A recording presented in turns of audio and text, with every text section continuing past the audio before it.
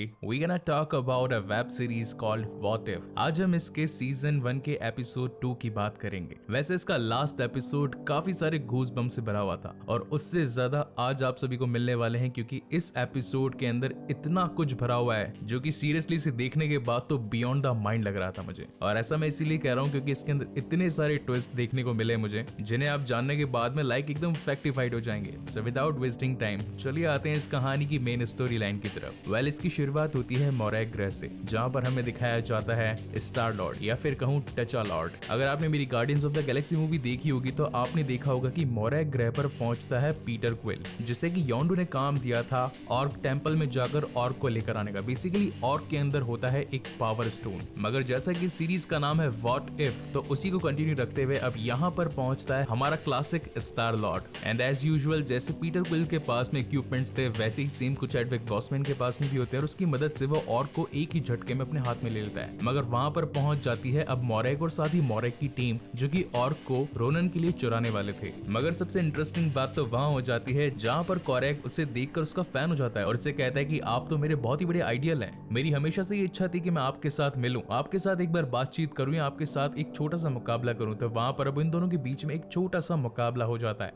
जहां पर कोरैग तो अपनी पूरी ताकत लगाता है, मगर टचा लॉर्ड यानी कि हमारे चैडविक जी बिना कुछ दम लगाए उसे वहीं पर पेल डालते हैं। मगर कोरैग के साथ में जो उसके साथी आए थे वो उसके ऊपर शूट करना स्टार्ट कर देते हैं। लेकिन अब जैसा कि स्टार लॉर्ड, जिसकी इमेज काफी ज्यादा बढ़िया है इस टाइमलाइन के अकॉर्डिंग, तो यहाँ पर वो कोरैग को अपने साथ लेकर बाहर आ जाता है, जहाँ पर एक बहुत ही बड़ी टीम उसका इंतजार कर रही थी, जिसे भेजा था रोनन ने। मगर तभी यहाँ पर एंट्री होती है योंडू की, जो कि अपने एरो की मदद से वहां पर मौजूद सभी गार्ड्स को धूल चटा देता है। और इसके बाद में योंडू और साथ ही अपने टचा लॉर्ड दोनों मिलकर अपने मंडेला नॉट मिलानो मस्त एकदम वहां से बैठकर उड़ जाते हैं, क्योंकि उन्हें तो अब इस ऑर्क को बेचकर इससे कई सारा मुनाफा कमाना होता है। अब यहाँ पर हमें बताया जाएगा कि आखिर हमारे चैडविक जी योंडू के पास में कैसे आए। तो यहीं से कहानी जाती है फ्लैशबैक में, जहाँ पर हमें अर्थ का वकांडा दिखाया जाता है 1988 का। एंड एज यूजुअल हमारे टिचाला के पिताजी का नाम होता है टिचाका, जहाँ पर वो अपने बेटे को संस्कार और संस्कृति के बारे में बताते हैं। मगर टिचाला को ये सारी बातें समझ में नहीं आती और वो तो इस दुनिया को एक्सप्लोर करना चाहता था। उसके पिता की हमेशा से यही इच्छा थी कि वो वकांडा में रहे और हमेशा यहाँ के लोगों की देखभाल और अपने प्रजा के प्रति समर्पित रहे। मगर टिचाला को तो इस दुनिया के प्रति क्यूरियसनेस थी, यानी कि वो और भी जानना चाहता था कि इस वकांडा के आगे और क्या क्या मौजूद है। और एक दिन यूं ही अपने भाले के साथ खेलते खेलते उसका भाला वकांडा की प्रोटेक्टिंग शील्ड को पार करता हुआ निकल जाता है। तो जैसे टिचाला अपने भाले को उठाने के लिए जाता है, तभी वहां पर मंडेला शिप आकर टिचाला को अपने साथ ले जाता है, जो कि बेसिकली योंडू के कोऑर्डिनेट्स थे। अब जैसे योंडू के सामने टिचाला आता है तो वो अपने दोनों लोगों को बहुत बुरा भला कहता है, जिसके अंदर टीजर फेज भी शामिल था। योंडू उससे कहता है मैंने तो तुम्हें पीटर क्विल को लाने के लिए भेजा था, क्या ये तुम्हें पीटर क्विल जैसा दिखता है? तो वहाँ उसके लोग बताने लगते हैं कि आपने कहा था 2 आंखें होनी चाहिए, 2 कान होने चाहिए और एक मुंह का होल होना चाहिए, वो तो सारे इसके अंदर मौजूद हैं, तो फिर आखिर प्रॉब्लम क्या है? तो योंडू उससे कहता है कि ये एक ह्यूमन नहीं है, ये एक वकांडियन है। लेकिन यहाँ पर एक छोटा सा पार्ट है जो कि मुझे लगता है कि एक्सप्लेन करना जरूरी है। बेसिकली यहाँ पर ये दोनों ही चमचे कॉस्मिक एनर्जी को ढूंढते हुए पीटर क्विल को धरती से उठाने के लिए आए थे। मगर जब इन्हें वकांडा के अंदर वाइब्रेनियम वाली कुछ वेव्स मिली,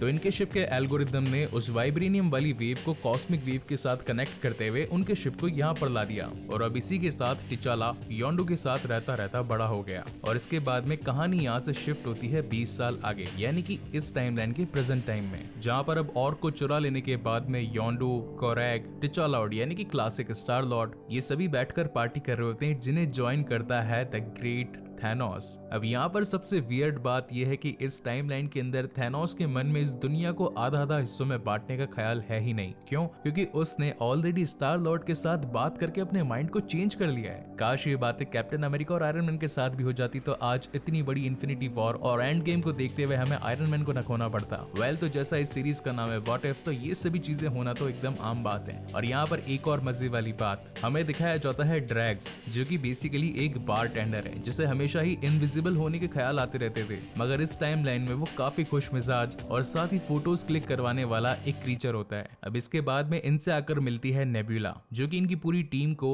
एक छोटा सा टास्क देती है और बताती है कि आप सभी को कलेक्टर के पास में जाके वहाँ से एम्बर्स ऑफ जेनेसिस चोरी करना है। तो हमारे टिचालॉर्ड कहते हैं कि ये तो काफी आसान है। कोरैग वहाँ पर जाएगा, ब्लैक आर्मी का ध्यान बटाएगा और मैं पीछे से अंदर घुस जाऊंगा। तो कोरैग कहता है वाओ सर, आपका दिमाग तो एकदम टॉप नॉच है, इसीलिए तो मैं आपका फैन हूँ। और उसके बाद में हमें वही दिखाई जाती है एक सेलेस्टियल की बहुत ही बड़ी खोपड़ी, जो कि बेसिकली एक बहुत ही बड़ा स्पेस एलियन होता है। यहाँ पर पहुंचने के बाद में टिचाला को यहाँ पर काफी सारे कैदी दिखाई पड़ते हैं, जिसमें कॉस्मो डॉग, डार्क एल्फ और साथ ही हॉवर्ड द डक मिलते हैं। और जैसे इन दोनों की नजरें आपस में मिलती है तो वो उससे पूछता है कि आखिर तुम यहाँ पर क्या लेने आए हो। तो वहाँ पर टिचाला जी कहते हैं कि मैं जेनेसिस की तलाश में आया हूँ। तो वहाँ पर डक उसके बारे में काफी ज्यादा इन्फॉर्मेशन के साथ में बहुत सारी बकबक करने लगता है। तो टिचाला को लगता है कि ये जरूर मेरे काम आएगा और वो उसे अपने साथ रख लेता है। और यहाँ दूसरी तरफ बाहर उसकी पूरी टीम ब्लैक ऑर्डर को चकमा देने में कामयाब होने ही वाले होते हैं, लेकिन ये खबर अब तक कलेक्टर तक भी पहुंच चुकी होती है और इस वजह से वहां से टिचाला को भागना ही पड़ता है। लेकिन भागते भागते उसे अपना एक वकांडियन शिप दिखाई पड़ता है और उसके गले में जो नेकलेस होता है उस शिप की मौजूदगी की वजह से वो स्पार्कल करने लगता है। इसी वजह से टिचाला उस स्पेस शिप के अंदर चला जाता है, जहाँ पर उसे अपने पिता का एक संदेश मिलता है कि मेरा बेटा टिचाला आज से 20 साल पहले अर्थ से गायब हो चुका था, उसे एक स्पेस शिप ले गया था। अगर आप में से किसी को भी वो मिले तो हमारे लोगों से कांटेक्ट करें या फिर सीधा लाकर मुझ तक पहुंचाएं। और यहाँ पर सबसे खास बात तो यह है कि इस पूरे सिनेरियो के अंदर एक ब्लैक पैंथर वाला बैकग्राउंड म्यूजिक भी बजता रहता है, यानी कि वही कॉन्गो बोंगो जंबो वाला। लेकिन यहाँ पर नेबुला डबल गेम खेल जाती है और उसे और साथ ही उसकी पूरी टीम को जेल में पटकवा देती है। तो वहाँ पर अब चैडविक बॉसमैन यानी कि हमारे टचा लॉर्ड को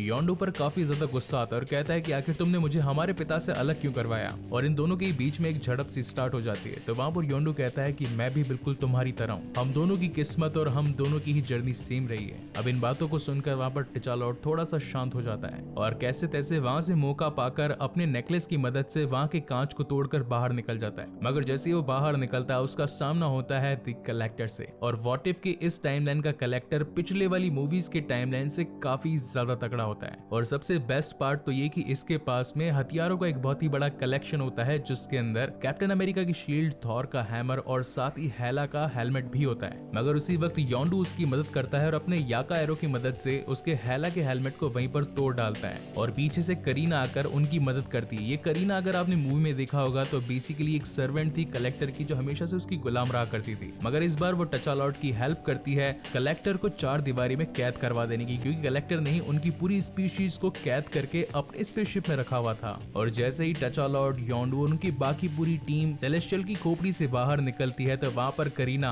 अपना बदला लेने के लिए उसका चेंबर खोलकर बाकी से भी कैदियों को उसके मुंह पर छोड़ देती है। और वहीं पर अब सीन शिफ्ट होता है अर्थ पर वकांडा में, जहाँ पर अब सारी टीम वकांडा के राजा तचाका से मिलने के लिए पहुंचती है और सभी मिलकर एक शानदार पार्टी कर रहे होते हैं। मगर तभी यहाँ पर तचाका के मन में काफी सारे सवाल होते हैं। तो वो अपने बेटे से पूछते हैं कि टचाला आखिर तुम गायब कहाँ से हो गए, योंडू तुम्हें आखिर मेरा बेटा मिला कैसे। तो योंडू हिचकिचाने लगता है और बस बताने ही वाला होता है कि मैंने इसे उठाया। मगर तभी वहाँ पर हमारे चैडविक बॉसमैन कह डालते हैं कि मैं तो खो गया था और इन्होंने मेरी मदद करी और मुझे अपने साथ रखा। और इसी के साथ ये शानदार एपिसोड यहीं पर खत्म होता है। वहीं पर इसके पोस्ट क्रेडिट सीन में हमें दिखाया जाता है एक्चुअल पीटर क्विल, जो कि एक रेस्टोरेंट में झाड़ू मार रहा होता है। तभी वहां पर उसके असली पिता यानी कि ईगो पहुंच जाते हैं और कहते हैं कि तुम्हारे अंदर इतनी पावर है कि तुम सोच भी नहीं सकते, इसलिए तुम्हारा मेरे साथ में होना ज्यादा जरूरी है। और इसी सस्पेंस के साथ में ये एपिसोड यहीं पर खत्म होता है। सो गाइस, आपको ये वीडियो कैसा लगा प्लीज मुझे लाइक और कमेंट करके जरूर बताइएगा। और अगर पहली बार इस चैनल पर आए हैं तो इसे जरूर सब्सक्राइब भी कीजिएगा। इसके बाद में इसका नेक्स्ट एपिसोड इसके अगले वीक यानी कि नेक्स्ट वीकेंड वेडनेसडे पर आएगा। सो तब तक के लिए keep watching and stay safe. And one more time thank you so much guys for watching this video. मिलते हैं अगले वीडियो में।